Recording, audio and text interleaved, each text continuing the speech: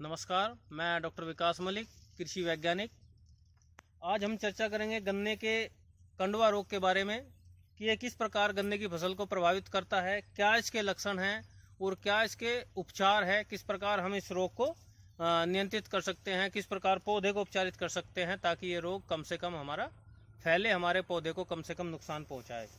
जैसा कि आप देख पा रहे हैं, ये जो रोग है ये हमारी जो बीज की गोब है उसी को ही एक काले चूर्ण के रूप में परिवर्तित कर देता है। एक चाबुक नुमा स्ट्रक्चर, चाबुक नुमा संरचना उसके अंदर से निकल के आती है और वो पूरी काले पाउडर से अपने चारों तरफ रहती है और उसी पाउडर के चारों तरफ एक सफ़ेद झिल्ली से वो घिरा रहता है, जो उसमें असंख्य बीजाणु उसके अंदर होते हैं, असंख्य उसके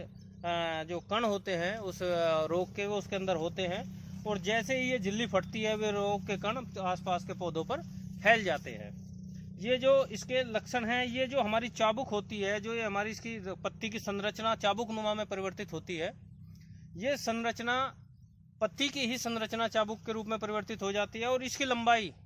छोटी भी रह सकती है, 1 मीटर तक भी पहुंच सकती है, 1 फीट की भी हो सकती है, गोब के अंदर भी रह सकती है और 1 मीटर तक लंबी भी हो सकती है। इसमें आप देख पाएंगे कि जो हमारा गन्ना है वो बहुत पतला हो जाता है और पतला होने के बाद ये इसकी जो पोरियों की लंबाई है वो भी दूर दूर होने लगती है, जिस कारण से ये गन्ना प्रारंभिक अवस्था में गोब खत्म समाप्त होती है, उसके बाद धीरे धीरे पूरा गन्ना सूखना प्रारंभ हो जाता है। ये इस प्रकार इसकी गोब सूख जाती है और गन्ना पतला पड़ना प्रारंभ हो जाता है और धीरे धीरे पूरा गन्ना ही सूखने की तरफ चलने लगता है कि हमारे गन्ने में बढ़वार बिल्कुल बंद और ना उसमें फुटाव होता है और ना ही उसमें आगे बढ़वार होती है। इस प्रकार ये हमारा जो कंडवा रोग है वो धीरे धीरे पूरे झुंड को समाप्त कर देता है। ये प्रथम बार जब आता है मई जून के महीने में आता है और ये प्रथम अवस्था होती है इसके आने की गन्ने में। इसके उपरांत ये दोबारा से जब आता है तो फिर सितंबर अक्टूबर में आया, अक्टूबर नवंबर में आता है इसकी दूसरी पीढ़ी। इसपे से जो स्पोर यहाँ से कण जो इसपे से दूसरे पौधों पर डलेंगे उनका असर बाद में शरदकालीन अक्टूबर नवंबर में पुनः पौधों पर दिखाई देगा। और यदि ये गन्ने बाद तक खड़े रहते हैं, गन्ना का खेत खाली नहीं हो पाता है और गन्ना खड़ा है मार्च अप्रैल के महीने तक, तो फरवरी मार्च में इसकी तीसरी पीढ़ी भी आनी प्रारंभ हो जाती है।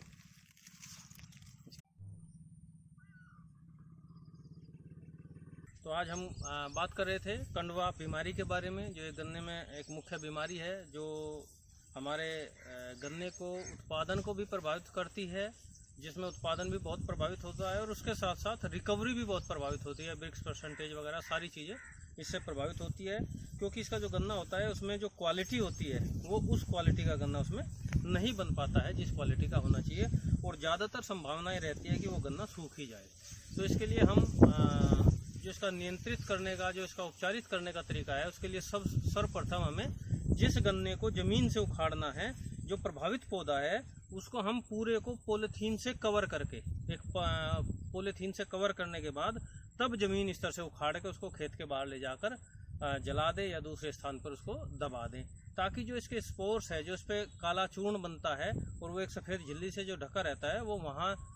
जाने तक दूसरे पौधों पर ना फैल पाए यहाँ पर, तो उसकी अगली पीढ़ी उसको प्रभावित नहीं करेगी।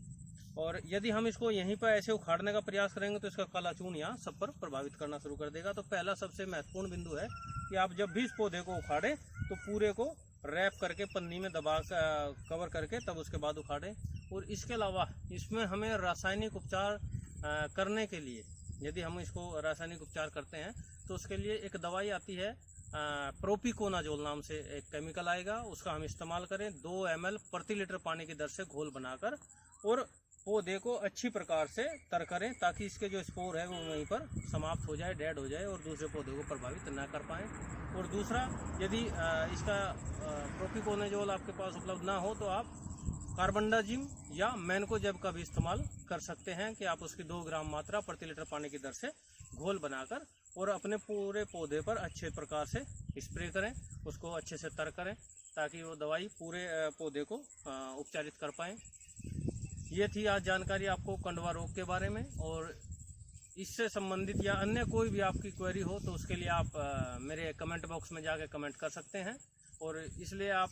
गन्ने से संबंधित अधिक जानकारी के लिए मेरे चैनल को सब्सक्राइब करें, लाइक करें और बेल आइकन अवश्य दबाएं, ताकि मेरी जो नवीनतम वीडियो है, जो नवीनतम जानकारी है वो आप लोगों तक सबसे